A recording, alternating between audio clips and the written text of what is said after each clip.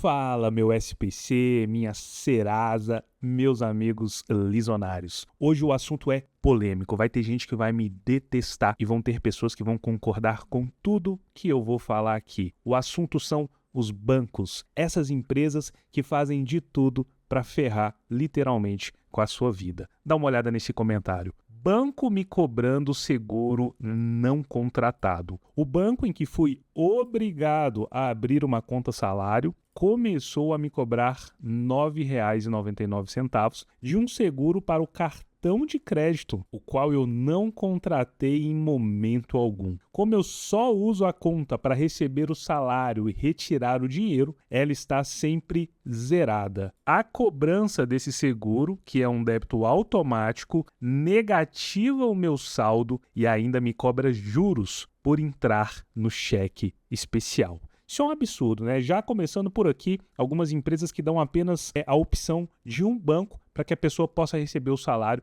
O absurdo já começa por aí. Mas dá uma olhadinha nessa taxa de R$ 9,99. Parece pouco, né? Mas você pensa o banco cobrando essa taxa ali, muitas pessoas são distraídas, não acompanham os dados da conta bancária e você pensa o banco cobrar isso aqui de um monte de gente. E muitos bancos, como a gente vai ver nesse vídeo, faz isso de forma bem sutil. Dá uma olhadinha nesse outro comentário do nosso amigo Igor Maia. O banco quer me cobrar juros sobre cobrança em débito automático. Cara, quanto mais a gente lê comentários sobre o banco, mais a gente tem a percepção e a certeza de que essas empresas são realmente pilantras. Fiz um financiamento de um imóvel há 2 anos. Dentre as cláusulas do contrato estava que o pagamento seria por débito automático na conta do banco. Com essa opção, os juros do financiamento seriam menores. E aqui ele vem relatando a história. E aí ele chega num ponto que ele fala: eis que agora, mesmo com o dinheiro na conta, eles não debitaram a parcela na data do vencimento. Ou seja, começou ali de forma manual, ele mesmo que tinha que pagar, o banco ofereceu a opção para ele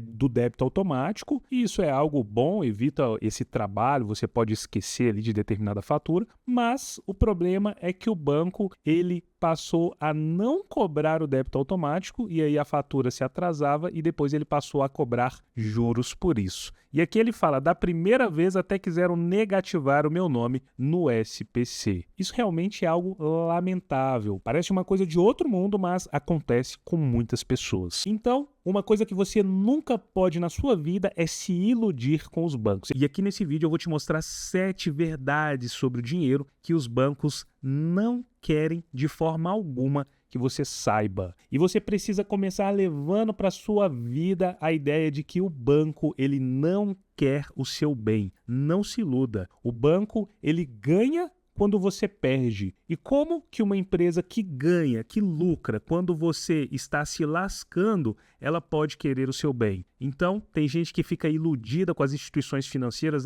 porque o meu gerente, o meu banco... Cara, que ilusão é essa? Essas empresas querem mais é que você perca o seu dinheiro para que elas possam ficar cada vez mais lucrativas. No Brasil, milhões de pessoas enfrentam dificuldades financeiras devido à falta de conhecimento sobre como o sistema bancário funciona. E aí aqui a gente também tem que separar as coisas, né? O banco, a gente sabe que ele lucra quando a gente perde, é fato. O maior lucro do banco é em cima de juros, em cima de dívidas que as pessoas têm com eles. Mas não podemos negar que é uma empresa necessária, ajuda a gente no dia a dia. Mas para você trabalhar em conjunto com essa instituição financeira, você precisa saber gerir bem o seu dinheiro. Se você não souber, aí eles vão aproveitar essa sua falha. A primeira coisa que você tem que entender é que o seu dinheiro, ele perde valor lá no seu banco. Exatamente. Nós podemos começar falando sobre o fantasma da inflação. O que é essa bendita inflação? A inflação, ela faz você perder o seu dinheiro, o seu poder de compra ao longo dos anos. E para te provar que isso é verdade, eu tenho aqui alguns jornaizinhos que mostram como era fazer compras há alguns anos atrás. Mas a gente precisa primeiro entender que a inflação média anual é de 5%, ou seja, anualmente o seu dinheiro ele vai perder ali 5% do seu poder de compra. Dá uma olhadinha nesse jornal aqui. Aqui nós estamos falando de comida, né? Então você vai ali no mercado, todo mês que você chega lá no mercado, você vê que os produtos estão mais caros. Esse jornalzinho aqui é dos anos 2000. Dá uma olhadinha qual que era o valor de uma latinha de cerveja, 57 centavos. Quanto que custa uma Brahma hoje? Eu não sei, talvez aí na casa dos R$ 4. Dá uma olhadinha no Gatorade, R$ 1,49. Imagino que isso aqui hoje deva passar aí dos R$ 10. Olha a latinha de Guaraná, 54 centavos, mais baratinho do que a cerveja. Quanto que custa uma latinha de Guaraná hoje aí no mercado? Bom, acredito eu que na faixa dos R$ 4,50. E olha que esse jornalzinho não traz outros itens que são necessários, né? Aqui a gente está vendo coisas que nem sempre são necessárias, mas dá para a gente fazer o comparativo do preço e entender o que a inflação faz com o seu dinheiro. A Coca-Cola, por exemplo, uma Coca-Cola aqui, um fardo com 6 PETs de 2 litros, custava R$ 8,10. Então, dá para você ter uma noção. Aí você pode estar falando, mas a comida aconteceu isso, mas com os eletrodomésticos não. Então, dá uma olhadinha aqui embaixo. Olha só por quanto você comprava um ventilador lá no início dos anos 2000. R$ 28,90. Está sentindo calor aí? Está passando aquela época de calor aí no seu estado? Pois é, com apenas R$ 29,00 praticamente você ia lá e comprava um ventilador, solucionava o seu problema. Mas você está precisando de uma impressora, né? Então você tem aqui uma impressora por R$ 129,00. E um computador naquela época custava R$ 1.290. Agora, um item indispensável na casa de qualquer brasileiro, uma geladeira. Naquela época você conseguia comprar uma boa geladeira. Eu não sou o maior entendedor de geladeiras, mas eu consigo perceber que isso aqui é uma boa geladeira. Ela tem a parte de baixo separada do freezer, enfim, você conseguia comprar por R$ 769,00. Tem gente que pode falar assim, tá, mas o salário mínimo, ele também era menos. Hoje o salário mínimo é de R$ 1.500. O fato é que se você fizer as contas, você vai ver que mesmo naquela época, com um salário mínimo menor, o seu poder de compra, ele era maior. E é isso que faz a diferença. Não importa se o salário mínimo é R$ 1.500 ou R$ 500. O que importa é o seu poder de compra. Com um salário mínimo de R$ 1.500 como é hoje, você chega no mercado, sinceramente, para você fazer a compra das despesas básicas aí da sua casa, provavelmente você já vai gastar aí uns 70% desse salário. Você tem que entender também o efeito do tempo no seu dinheiro, que é, como eu disse, a inflação que vem corroendo devagarzinho o seu dinheiro. No livro O Pai Rico, Pai Pobre, o Robert Kiyosaki, ele alerta que guardar dinheiro sem investi-lo é um dos maiores erros que alguém pode cometer. E, infelizmente, muitas pessoas ainda acham que deixar o dinheiro paradinho lá na conta corrente é uma forma segura de guardar o seu dinheiro. Pode até ser, entre aspas, uma forma segura, mas também é uma forma de você queimar o seu poder de compra. Para isso, você tem que considerar investir o seu dinheiro, não deixar ele parado lá na conta. Você pode considerar investir, por exemplo, em renda fixa. E as opções que você tem nessa modalidade são os CDBs, você tem as LCIs, as LCAs e você tem o Tesouro aí do governo. Se você não conhece nenhuma dessas opções de investimento, aqui no canal tem vídeos onde eu falo sobre cada uma delas. Eu vou deixar o link no primeiro comentário fixado. Você pode, se você tem um perfil mais arrojado, considerar também investir esse seu dinheirinho que está parado ou o dinheiro que você consegue fazer sobrar todos os meses numa renda variável, como por exemplo os fundos imobiliários, as ações e as criptomoedas. Mas aqui tome muito cuidado, viu? Não se iluda,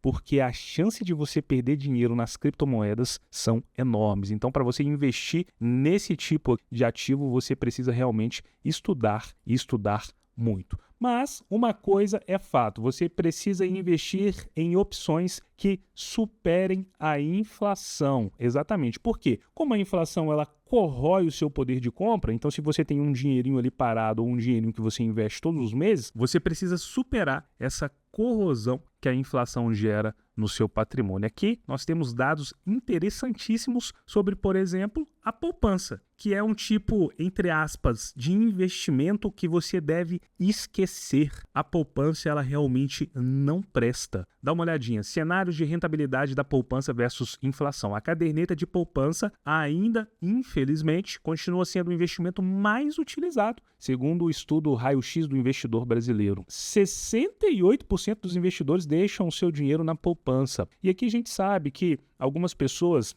elas cresceram com essa cultura da poupança. O governo, alguns anos atrás, ele trabalhava muito forte nessa ideia da poupança. Então as pessoas cresceram com isso em mente, de que deixar o dinheiro na poupança é a melhor forma de fazer o seu dinheiro render. Hoje, com a explosão da informação, a gente sabe que não. A poupança é um dos piores tipos de investimento. Ela, em algumas vezes, nem chegou a superar a inflação. Aqui segue dizendo que por muito tempo a caderneta apresentou rendimentos reais positivos, como você pode ver na tabela abaixo. Eu peguei esses dados aqui e um site muito tendencioso. Ele quer mostrar que vale a pena deixar o seu dinheiro na poupança, mas os dados não mostram isso. Dá uma olhadinha aqui, por exemplo, no ano de 2021. A gente teve graves problemas no ano de 2021, todos os investimentos foram complicados nessa época, a gente sabe o momento que a gente enfrentou, mas nós tivemos uma rentabilidade nominal de 2,94%, nós tivemos uma inflação de 10,6%, ou seja, você ficou aí num prejuízo de 6,37% a sua rentabilidade real. Então, meu amigo, se você deixou o seu dinheiro na poupança em 2021, você perdeu muito poder de compra. Agora, se a gente trouxer aqui para 2023, tá recente, nós tivemos uma rentabilidade nominal da caderneta de poupança de 8,3% ao ano. Isso chega a ser ridículo. E você teve uma inflação nesse período de 4,62%. Aqui ficou positivo. Você teve uma rentabilidade real de 3,41% ao ano. Mas o que é 3,41%? Num exemplo rápido aqui, se você deixasse R$1.000 durante 12 meses na poupança no ano de 2023, você teria de rendimento cerca de R$34. Isso realmente chega a ser ridículo. Então, o fato é que você tem que ter em mente que a poupança ela não é um investimento, por mais que o governo tente pregar isso aí para você, não. A poupança ela não é um investimento. Os bancos ganham com as suas transações. Talvez você saiba disso já, mas aqui eu vou te alertar a forma com que os bancos tiram dinheiro de você. Primeiramente, com as taxas em compras. Aqui o banco ele age de forma harmônica junto com o vendedor, por assim dizer. Toda vez que você passa o seu cartão de crédito, o banco ele cobra uma taxa não de você, mas lá do lojista. E aí, o que o lojista astutamente faz, sabendo dessa taxa? Isso mesmo, ele passa essa taxa para você, que é o consumidor final. E todas as vezes que você chega no estabelecimento que você vê ali um valor, pode chorar com o vendedor ali que ele vai fazer um descontinho, porque ele sabe que tem uma margem para queimar. Mas nós, consumistas como somos, muitas vezes não ligamos para isso. A pessoa fala o preço, a gente fala ok, passa no crédito, ok, passa no débito, e a gente está se sujeitando a pagar essas pequenas taxas que o vendedor deveria assumir, mas não colocando no preço final. Nós temos a questão também do banco que proporciona aí juros abusivos, principalmente com o cartão de crédito. Exatamente. O cartão de crédito, ele literalmente está comendo aí, como diria lá no meu interior de Minas, está comendo a sua merenda. Se você não souber usar o cartão de crédito, esse vai ser o maior vilão da sua vida financeira. E ele também vai ser o maior amigo do banco para tirar o seu suado dinheirinho. Dá uma olhada nessa matéria. Uma matéria da Agência Brasil, feita pela Andréia Verdelho. Juros do cartão de crédito sobem e atingem 429,5% ao ano em junho. Essa é uma matéria lá de julho de 2024. 429,5% ao ano. Então vamos considerar que você tem uma dívida no seu cartão de crédito de R$1.000. Como que essa dívida vai ficar depois de 12 meses? Pasme com isso, você vai ter uma dívida total de cerca de R$4.290. Isso é absurdo, isso aí vira uma bola de neve, meu amigo, sem fim. A taxa média de juros do cartão de crédito rotativo teve alta de 7,1 pontos percentuais para as famílias, passando de 422% para 429%. Então, a melhor coisa que eu posso te dizer é, se você já desenvolveu uma educação financeira, o cartão ele vai te ajudar muito, é claro. Vou te dar um exemplo rápido. Você vai comprar um bem de R$10.000, por exemplo, e você tem a opção de dividir aquele bem em 10 vezes sem juros. Olha que interessante. Então, você vai pagar 10 parcelas de R$1.000. Considerando que você tenha esses R$10.000 para pagar à vista, olha a jogada que você pode fazer. Você pode pegar esses R$10.000 que você tem para pagar à vista e colocar num investimento que vai render para você cerca de 1% ao mês. Ou seja, vão te render R$100. E aí agora você vai pegar esses R$100 e vai abater na sua prestação. Então eram 10 de 1.000, agora vão ser 10 de 900. E vai reduzir um pouquinho mais porque os juros compostos do seu investimento vai te ajudar nesse sentido. Então você vai abater ali R$100 em cada prestação. No final de tudo, você vai ter pagado, na verdade, 900 vezes 10, R$9.000. Você vai ter economizado ao longo de 10 meses R$1.000. Tá vendo? Se você souber usar o cartão de crédito, ele vai te ajudar e vai te ajudar muito. Mas se você não sabe usá-lo para o seu próprio bem, é melhor desativar aí os seus cartões de crédito. Uma coisa que você precisa ter muito em mente também são com os pacotes de serviços desnecessários que o banco sutilmente coloca ali na sua conta. São pequenas taxas mensais que o banco te cobra e muitas vezes você dá o aceite sem nem perceber aquelas letrinhas miúdas que muita gente não lê e você acaba tendo ali descontos recorrentes da sua conta. Por exemplo, tem pacotes de serviços que envolvem proporcionar para o cliente trabalhar com cheque. Então vai chegar carnezinho, um talãozinho de cheque todos os meses na conta do cliente. Mas a gente sabe que em algumas cidades a cultura do cheque ainda é muito forte, principalmente em cidades pequenas, onde é muito na base da confiança. Todo mundo conhece todo mundo. Mas em cidades grandes, por exemplo, aqui em Brasília, se você for dar cheque em algum lugar aqui, você corre o risco da pessoa falar: não, a gente não aceita cheque. Mas tem pessoas que pagam ali uma taxinha desse pacote de serviços de cheque todos os meses e as pessoas nem usam esse tipo de serviço. Então, se está cobrando de você ali R$10 por mês, o mal das pessoas é fazer essas contas mês a mês. Na verdade, você tem que fazer a conta no ano. R$10 por mês são R$120 no ano, que você poderia usar para pagar uma outra dívida qualquer. E como que você pode evitar essa expertise que os bancos têm sobre você? Primeiramente, você não deve entrar no cheque especial, porque o cheque especial, assim como o cartão, ele vai arrebentar com a sua vida financeira, porque os juros são altíssimos. Você também tem que sempre se empenhar e pagar a fatura total do seu cartão. Nada de pagar a fatura mínima, nada de pagar parcelado ali o seu cartão, porque os juros, como nós vimos, são altíssimos, mais de 400% ao ano. E você também precisa agora pegar o seu extrato aí, entrar no seu app do banco e dar uma olhada nos pacotes de serviços que você tem contratado. Tenho certeza que você vai encontrar coisas aí que você não utiliza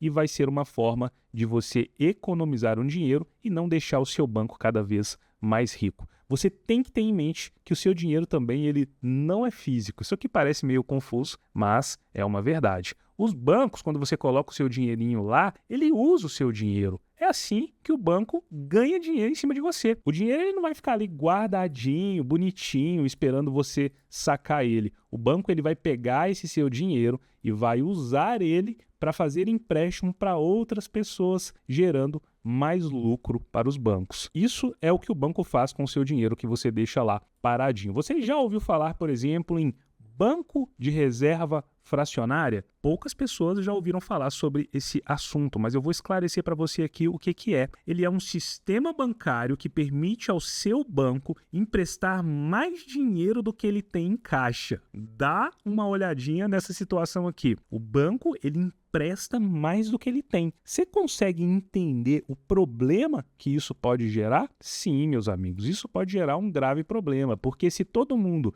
que o banco emprestou dinheiro resolver não pagar, não honrar com seus compromissos, aí você está literalmente lascado. A reserva fracionária é uma política monetária que é aplicada em boa parte dos países, inclusive aqui no Brasil. Aqui é o Banco Central que define a taxa de reserva fracionária. Exatamente. Ou seja, você com seu dinheirinho lá no banco, você corre o risco de não ter liquidez. Exatamente. Você corre o risco de tentar tirar o seu dinheiro lá do banco e não poder. E isso já aconteceu em épocas passadas aqui no nosso Brasil, lá em 1990. Então, se você tem mais de 40, 45 anos, nessa época já trabalhava com bancos, já, enfim, recebia o seu salário, você sabe disso. Lá nesse ano, o Brasil, no plano Collor, ele congelou os saques de dinheiro, deixando milhões de brasileiros sem acesso imediato aos seus fundos. Pensa aí, você tem os seus recursos depositados no banco X e aí você decide lá hoje sacar uma quantia para pagar uma conta e você tem uma surpresa. Você está proibido de sacar o seu próprio dinheiro.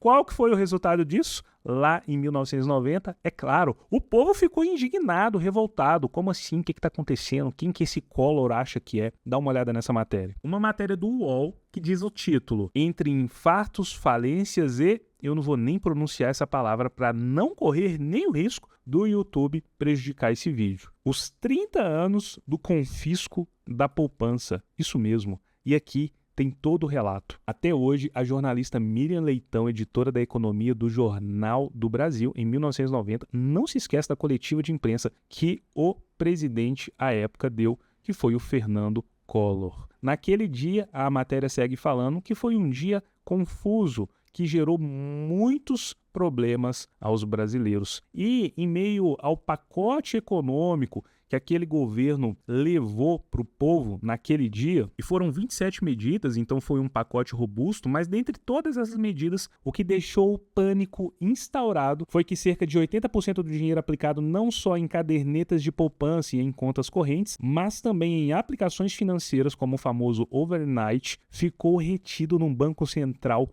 por 18 meses. Estima-se que o governo tenha confiscado o equivalente a cerca de 100 bilhões, o equivalente a 30% do produto interno bruto do país. Conseguiu perceber o que aconteceu lá nos anos 90? Meu amigo, foi um caos geral. E hoje? Será que a gente está imune dessa situação hoje? Bom, quando a gente pensa nos dias atuais, a gente fica meio cismado. Mas será que é necessário realmente se resguardar? É necessário a gente se preocupar? Atualmente, nós temos uma emenda à Constituição que introduziu o que nós chamamos de princípio do não confisco. Exatamente. Essa emenda à Constituição, que foi feita lá em 2001, ela proíbe a edição de medidas provisórias que visem o sequestro de bens, poupança popular e outros ativos financeiros. Então, de certa forma, em relação ao governo chegar e confiscar a nossa merenda, nós estamos, entre aspas, resguardados. Eu digo entre aspas porque essa questão da Constituição Federal, por mais que ela é aí as leis que regem o país, a gente sabe que isso aí pode mudar a qualquer momento. E aí, pensando nesse cenário, será que é melhor investir em bens imóveis? Essa é uma consideração que você deve fazer. Essa matéria aqui da Infomoney deixa claro que os imóveis valorizaram até 40% acima da inflação nos últimos 5 anos em algumas cidades. É claro que não vão ser todas as cidades que vai ter essa valorização, vai depender muito do bairro, vai depender de uma série de fatores. Mas quem comprou imóveis na cidade de Vitória, Vila Velha, Goiânia, Curitiba e Florianópolis obteve ganhos acima da inflação nos últimos 5 anos. Então isso é uma coisa real, você precisa considerar de repente, se você tem um investimento lá no banco, você transformar aquele investimento lá em um outro tipo de investimento, de repente em imóveis, em terras. Eu cresci ouvindo o seguinte ditado: quem compra terra não erra. E aí, me conta nos comentários, você acha que isso é real? Quando você compra uma terra, um imóvel, ele vai sempre valorizar melhor do que um investimento? Porque a gente sabe também que tem uma limitação de valorização desses imóveis. E a gente sabe que também existem custos para você manter esses imóveis. Então a gente tem que colocar tudo na ponta do lápis. Me fala aí qual é a sua opinião. Você prefere deixar o seu dinheiro investido num CDB lá no banco ou pegar esse dinheiro, comprar um imóvel e de repente alugar esse imóvel? Me conta aí qual que é a sua opinião. Bom, o fato é que essa é uma decisão que você deve analisar com muito carinho para poder tomar.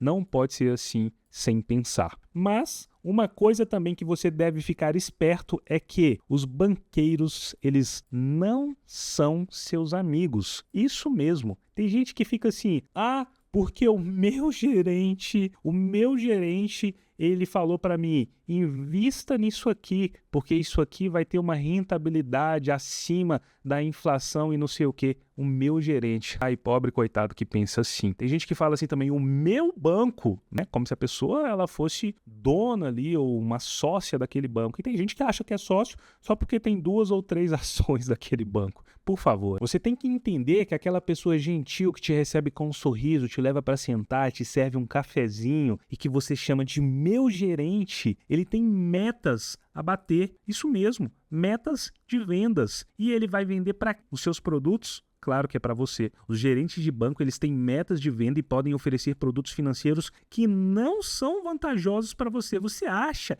que o seu gerente está preocupado com você? Sinceramente, ele está preocupado com quanto ele vai ganhar no fim do mês e ele vai utilizar você para poder ganhar esse dinheiro. Os gerentes também usam muito, empurram em você os títulos de capitalização. Cara, isso é uma piada. Você conhece alguém que ganhou em algum título de capitalização? Me conta aí nos comentários. Eu queria entrevistar essa pessoa. Muitas vezes esses títulos são vendidos como investimento, só que na verdade, meus amigos, esses são produtos financeiros poucos vantajosos. Para você, para o gerente, para o banco, não. O gerente e o banco, eles lucram bastante, mas para você, você não ganha nada com esse tipo de investimento. Isso nunca foi e nunca será um investimento. Você precisa se ligar também nas taxas ocultas em transações financeiras. Muitas pessoas acham que comprar lá da China, de outros países, vale muito a pena. Só que você tem que entender que existe IOF e as taxas cambiais que podem variar e geralmente são taxas altas.